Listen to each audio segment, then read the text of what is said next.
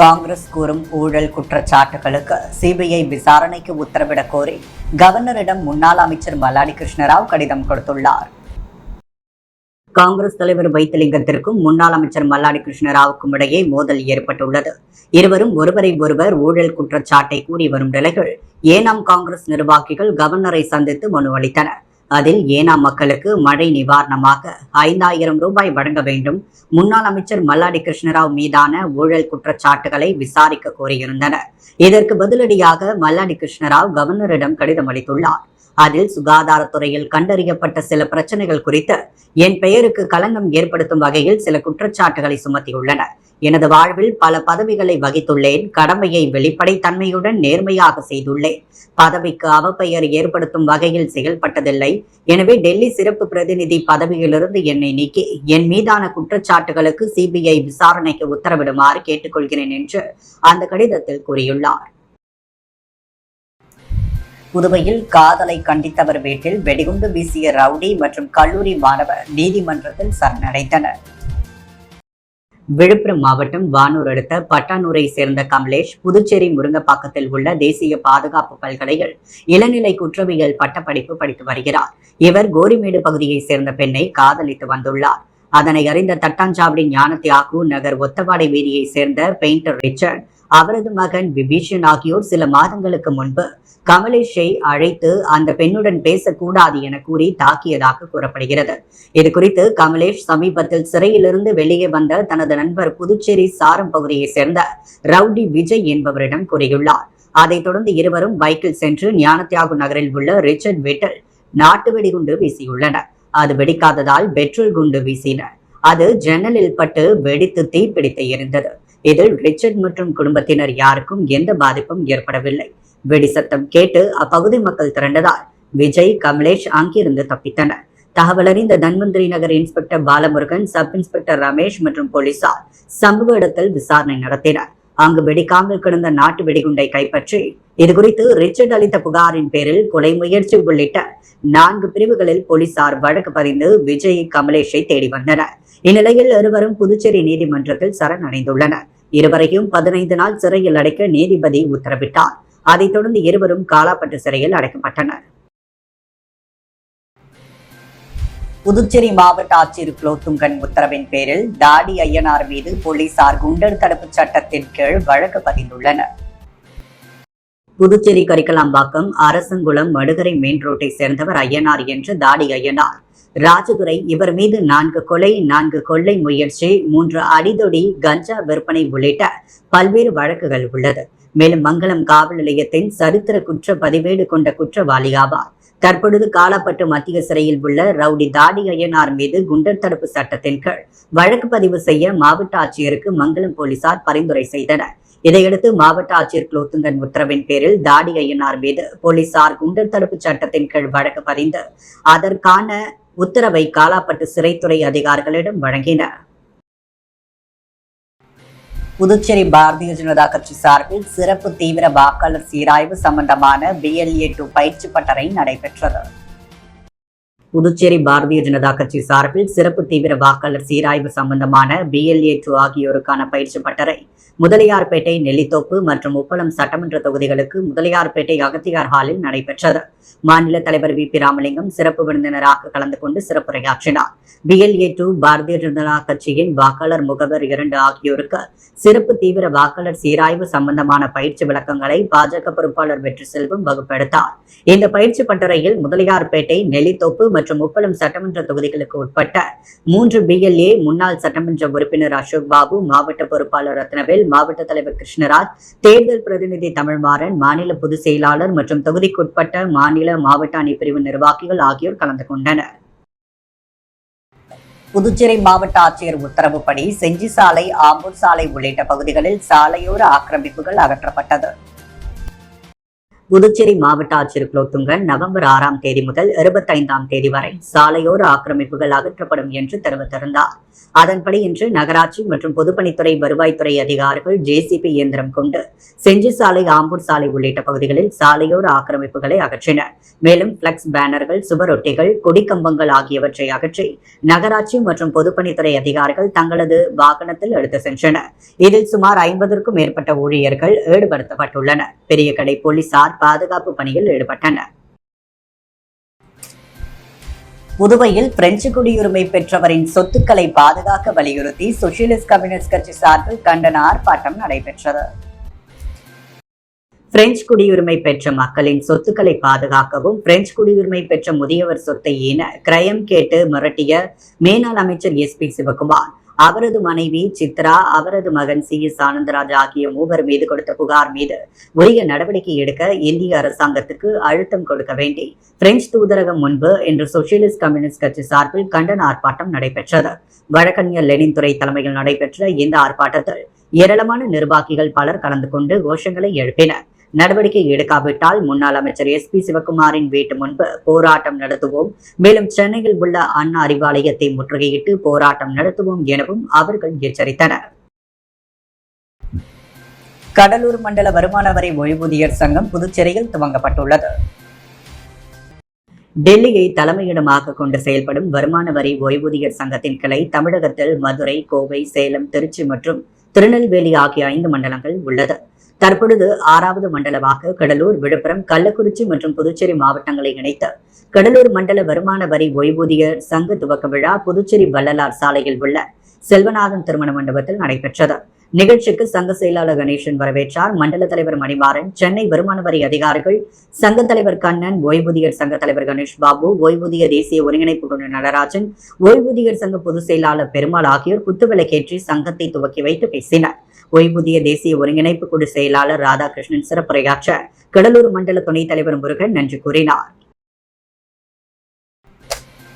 கருவடிக்குப்பம் குரு சித்தானந்தா சுவாமி கோவிலில் நடைபெற்ற அன்னாபிஷேக சிறப்பு பூஜையில் ஏராளமான பக்தர்கள் தரிசனம் செய்தனர். புதுச்சேரி கருவடிக்குப்பம் குரு சித்தானந்தா சுவாமி கோவிலில் ஐப்பசி மாத பௌர்ணமியை முன்னிட்டு அன்னாபிஷேகம் தீபார்த்தனை நடைபெற்றது. அதையொட்டி சற்று முறை நடைபெற்ற 100 கிலோ அரிசி கொண்டு சமைக்கப்பட்ட அன்னம் மற்றும் 500 கிலோ காய்கறிகளை கொண்டு சித்தானந்த சுவாமி அலங்கரிக்கப்பட்டு மகா தீபார்த்தனை காண்பிக்கப்பட்டது. இதனை பக்தர்கள் தரிசனம் செய்தனர். அன்ன அலங்காரத்தை கலைத்து சுவாமிக்கு பால் அபிஷேகம் நடைபெற்றது. தொடர்ந்து பக்தர்களுக்கு அன்னதானம் வழங்கப்பட்டது. பூஜைக்கான ஏற்பாடுகளை கோவில் நிர்வாகத்தினர் செய்திருந்தனர். புதுச்சேரி கொயவர்பாளையம் சுப்பிரமணியர் கோவில் வீதியில் உள்ள அருள்மிகு ஸ்ரீ முத்து விநாயகர் ஸ்ரீ முத்துக்குமார சுவாமி தேவஸ்தானத்தில் உள்ள சந்திரமௌலீஸ்வரருக்கு ஐப்பசி மாத பௌர்ணமியை முன்னிட்டு அன்னாபிஷேகம் நடைபெற்றது.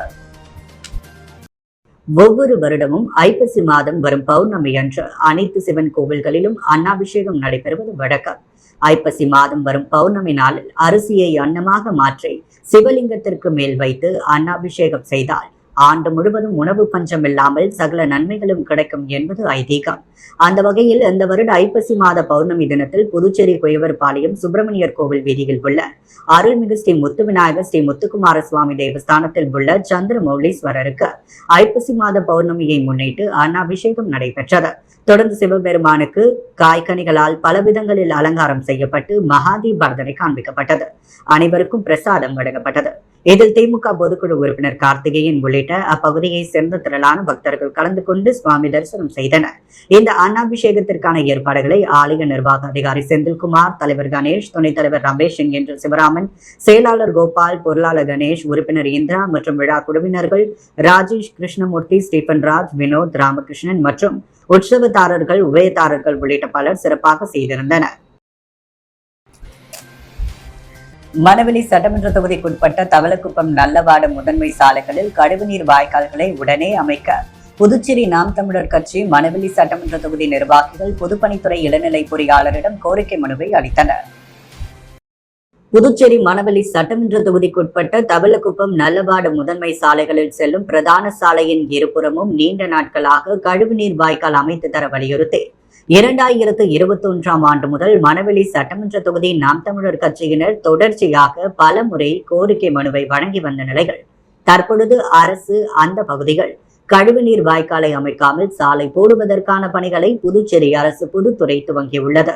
நீண்ட நாட்களான கோரிக்கையான தவளக்குப்பம் நல்லபாடு செல்லும் சாலைகள் இருபுறமும் கழிவுநீர் வாய்க்கால் அமைத்த பிறகே சாலை போட நடவடிக்கை மேற்கொள்ள வேண்டும் என புதுவை நாம் தமிழர் கட்சி மணவெளி தொகுதி நிர்வாகிகள் புதுச்சேரி அரசு பொதுப்பணித்துறை செயற்பொறியாளரை சந்தித்து கோரிக்கை விடுத்துள்ளனர்.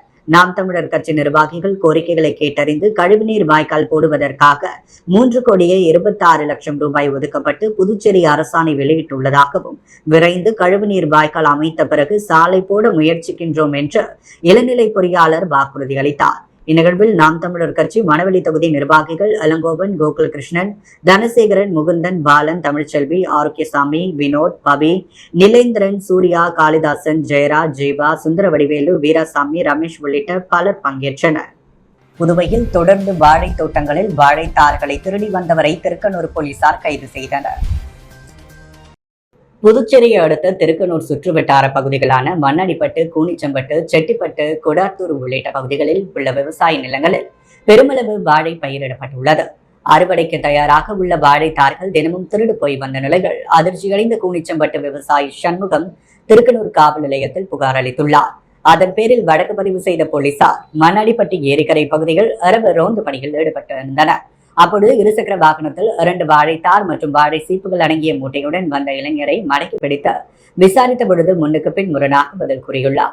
அவரை காவல் நிலையத்திற்கு அழைத்து வந்த போலீசார் உரிய முறையில் விசாரித்த பொழுது அவர் கொடாத்தூர் மணவெளியை சேர்ந்த வெங்கடேசன் என்பதும் பகல் நேரத்தில் பெயிண்டராக வேலை பார்த்து மாலை நேரத்தில் விவசாய நிலங்களை நோட்டமிட்டு இரவு நேரத்தில் வாழைத்தாரை திருடி சந்தையில் விற்று வந்தது தெரிய வந்தது. வாழைத்தார் திருடியதை ஒப்புக்கொண்ட வெங்கடேசனை போலீசார் கைது செய்து நீதிமன்றத்தில் ஆஜர்படுத்தி மத்திய சிறையில் அடைத்தனர். புதுச்சேரி அரசின் வடிசாராய ஆலையில் முன்னறிவிப்பின்றி பணி நீக்கம் செய்யப்பட்ட 53 ஊழியர்கள் தங்களுக்கு மீண்டும் பணி வழங்க கோரி அரசியல் கட்சிகளுடன் சேர்ந்து புதுச்சேரி விழுப்புரம் தேசிய நெடுஞ்சாலைகள் சாலை மறியலில் ஈடுபட்டதால் போக்குவரத்து பாதிக்கப்பட்டது. புதுச்சேரி ஆரியபாளையத்தில் அரசின் வடிசாராய ஆலை உள்ளது. இந்த ஆலையில் கடந்த 2009ஆம் ஆண்டு 53 ஊழியர்கள் நேரடி நியமனம் செய்யப்பட்ட பணி நிரந்தரம் பெற்றனர். தொடர்ந்து 14 ஆண்டுகளாக வேலை செய்து வந்த நிலையில் கடந்த 2023ஆம் ஆண்டு 53 ஊழியர்களையும் எந்த முன்னறிவிப்புமின்றி நிர்வாகம் பணி நீக்கம் செய்தனர். இதனால் பணி நீக்கம் செய்யப்பட்ட ஊழியர்கள் பல்வேறு போராட்டங்களில் ஈடுபட்டனர். மேலும் நீதிமன்றத்தில் வழக்கு தொடுத்தனர். அதில் அரசு சுமூக தீர்வு கண்டு அவர்களுக்கு மீண்டும் பணி வழங்குவதற்கான சாத்தியக்கூறுகள் இருந்தால் 53 ஊழியர்களையும் மீண்டும் பணியில் அமர்த்தலாம் என நீதிமன்றம் உத்தரவு பிறப்பித்துள்ளது. இதனிடையே நீதிமன்ற உத்தரவை அதிகாரிகள் கண்டுகொள்ளாமல் கிடப்பில் போட்டுள்ளதாக குற்றம் சாட்டியும் தங்களுக்கு மீண்டும் பணி வழங்க கோரியும் ஆலை வளாகத்தில் இன்று 4வது நாளாக பணி நீக்கம் செய்யப்பட்ட ஊழியர்கள் போராட்டத்தில் ஈடுபட்டு வருகின்றனர். இந்நிலையில் ஊழியர்களின் போராட்டத்திற்கு இன்று விடுதலை சிறுத்தைகள் கட்சி மற்றும் பல்வேறு சமூக அமைப்புகள் ஆதரவு தெரிவித்து போராட்டத்தில் கலந்து கொண்ட நிலையில் 50க்கும் மேற்பட்ட பணி நீக்கம் செய்யப்பட்ட ஊழியர்கள் மற்றும் அரசியல் கட்சியினர் திடீரென புதுச்சேரி விழுப்புரம் தேசிய நெடுஞ்சாலையில் மறியலில் ஈடுபட்டனர். மேலும் புதுச்சேரி அரசு மற்றும் அமைச்சர் நமச்சிவாயத்திற்கு எதிராக கண்டன கோஷங்களை எழுப்பினர். இதனால் அந்த பகுதியில் சிறிது நேரம் போக்குவரத்து பாதிப்பு ஏற்பட்டது. தொடர்ந்து போலீசார் போராட்டக்காரர்களை அப்புறப்படுத்தியதை தொடர்ந்து பணி நீக்கம் செய்யப்பட்ட ஊழியர்கள் சாராய ஆலையை முற்றுகையிட்டு போராட்டத்தை தொடர்ந்து வருகின்றனர்.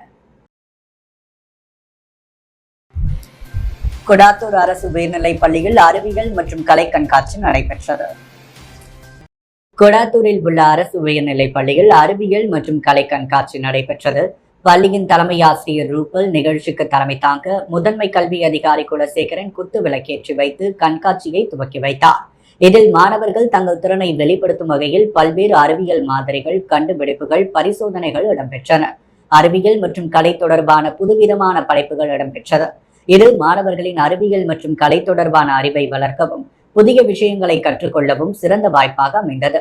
கண்காட்சியில் நடுவராக பட்டதாரி ஆசிரியர் சபரிநாதன் கலந்து கொண்டார். இந்த நிகழ்ச்சிக்கான ஏற்பாடுகளை பள்ளியின் இருபால் ஆசிரியர் பெருமக்களும் செய்திருந்தனர். அரியாங்குப்பம் அருள்மிகு புவனேஸ்வரி அம்மன் ஆலய சிவன் சன்னதியில் அன்னாபிஷேக விழா சிறப்பாக நடைபெற்றது. அரியாங்குப்பம் ஆர்கே நகர் பகுதியில் எழுந்தள்ளியுள்ள அருள்மிகு ஸ்ரீ புவனேஸ்வரி அம்மன் ஆலயத்தில் ஐப்பசி மாத பௌர்ணமியை முன்னிட்டு இவ்வாலயத்தில் தனி சன்னதி கொண்டிருக்கும் சிவபெருமானுக்கு பல்வேறு திரவியங்களால் ஆன சிறப்பு அபிஷேகங்கள் நடைபெற்ற அன்னாபிஷேகம் செய்து சிறப்பு அலங்காரத்தில் பூஜைகளுடன் மகா தீபாரதனை காண்பிக்கப்பட்டது. இதில் ஏராளமான பக்தர்கள் கலந்து கொண்டு சுவாமி தரிசனம் செய்து வழிபட்டனர். இந்நிகழ்ச்சிக்கான ஏற்பாடுகளை உபயதாரர் மகளிர் காங்கிரஸ் துணைத் தலைவி பொன்னி சுப்பராயன் குடும்பத்தினர் சிறப்பாக செய்திருந்தனர். புதுச்சேரி குயவர்பாளையம் செல்லப்பெருமாள் கோவில் வீதியில் அமைந்துள்ள ஸ்ரீ அருள்மிகு ஸ்ரீ புட்லாயம்மன் ஆலயத்தில் அமைந்துள்ள ஸ்ரீ குரு லிங்கேஸ்வரருக்கு அன்னாபிஷேக விழா நடைபெற்றது. ஒவ்வொரு வருடமும் ஐப்பசி மாதம் வரும் பௌர்ணமி அன்று அனைத்து சிவன் கோவில்களிலும் அன்னாபிஷேகம் நடைபெறுவது வழக்கம். ஐப்பசி மாதம் வரும் பௌர்ணமி நாளில் அரிசியை அன்னமாக மாற்றி சிவலிங்கத்திற்கு மேல் வைத்து அன்னாபிஷேகம் செய்தால் ஆண்டு முழுவதும் உணவு பஞ்சம் இல்லாமல் சகல நன்மைகளும் கிடைக்கும் என்பது ஐதீகம். அந்த வகையில் இந்த வருட ஐப்பசி மாத பௌர்ணமி தினத்தில் புதுவை குயவர்பாளையம் செல்லப்பெருமாள் கோவில் வீதியில் அமைந்துள்ள அருள்மிகு ஸ்ரீ புட்லாயம்மன் ஆலயத்தில் ஸ்ரீ குரு லிங்கேஸ்வரருக்கு அன்னாபிஷேக விழா நடைபெற்றது.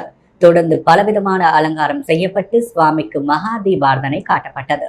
இதில் திரளான பக்தர்கள் பலர் கலந்து கொண்டனர். தொடர்ந்து அனைவருக்கும் பிரசாதம் வழங்கப்பட்டது. இதற்கான ஏற்பாடுகளை ஆலய அறங்காவல் நிர்வாகிகள், ஊர் பொதுமக்கள், இளைஞர்கள் சிறப்பாக செய்திருந்தனர். புதுச்சேரி விவேகானந்தா நகரில் உள்ள வலம்புரி செல்வ விநாயகர் ஆலயத்தில் ஐப்பசி மாத பௌர்ணமியை முன்னிட்டு அன்னாபிஷேகம் நடைபெற்றது. புதுச்சேரி கதிர்காமம் தொகுதியில் உள்ள விவேகானந்த நகர் வலம்புரி செல்வ விநாயகர் ஆலயத்தில் உள்ள விஸ்வநாத சுவாமிக்கு ஐப்பசி மாத பௌர்ணமியை முன்னிட்டு மூலவருக்கு அன்ன அலங்காரம் மகா தீபாரதனை நடைபெற்றது. விழாவில் கலந்து கொண்ட பக்தர்கள் அனைவரும் விஸ்வநாத சுவாமி மீது சாற்றப்பட்ட அன்னம் மற்றும் காய்கறிகள் பிரசாதமாக வழங்கப்பட்டது. தவளக்குப்பம் அருகே இடையார்பாளையம் அருள்மிகு ஜலகண்டேஸ்வரர் ஆலயத்தில் அன்னாபிஷேக விழா என்ஆர் காங்கிரஸ் தொகுதி தலைவர் குமரேசன் தலைமையில் சிறப்பாக நடைபெற்றது.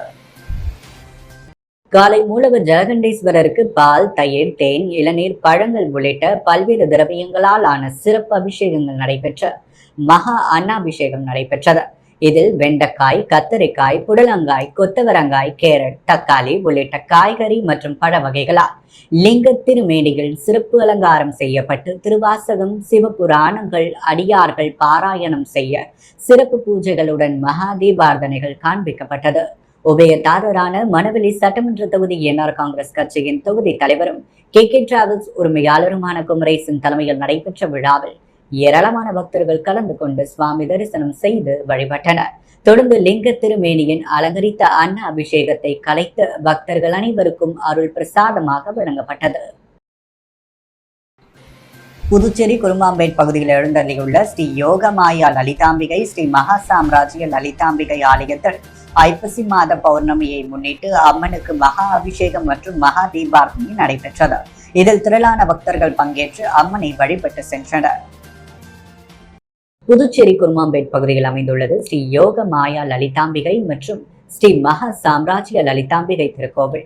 இந்த திருக்கோவிலில் ஐப்பசி மாத பௌர்ணமியை முன்னிட்டு ஸ்ரீ லலிதா மகா யாகம் நடைபெற்றது. தொடர்ந்து மகா சாம்ராஜ்ய லலிதாம்பிகை மற்றும் ஸ்ரீ யோகமாயா லலிதாம்பிகைக்கு பால், தயிர், சந்தனம், திருநீர், திருமஞ்சனம், குங்குமம் உள்ளிட்ட பல்வேறு வாசனை திரவியங்கள் கொண்டு மகா அபிஷேகம் செய்யப்பட்டு தொடர்ந்து யாகசாலையில் வைக்கப்பட்ட கலச நீரால் அம்மனுக்கு சிறப்பு அபிஷேகம் செய்யப்பட்டது. தொடர்ந்து அலங்கரிக்கப்பட்ட உற்சவருக்கு சோடச தீபாரதனை காட்டப்பட்டது. உட்புறப்பாடு நடைபெற்று பஞ்சமுக தீபாரதனை காட்டப்பட்டது. தொடர்ந்து நீல நிறப்பட்டில் அலங்கரிக்கப்பட்ட ஸ்ரீ மகா சாம்ராஜ்ய லலிதா மற்றும் ஸ்ரீ யோகமாயா லலிதாம்பிகைக்கு சஹஸ்ரநாமம் பாடப்பட்டு மகா தீபாரதனை காட்டப்பட்டது. இதில் பக்தர்கள் பலரும் கலந்து கொண்டு லலிதாம்பிகை அம்மனை வழிபட்டு சென்றனர். அன்றாட செய்திகளை உடனுக்குடன் தெரிந்து கொள்ள பாண்டி ஹெட்லைன்ஸ் சேனலுக்கு சப்ஸ்கிரைப் செய்து கொள்ளுங்கள்.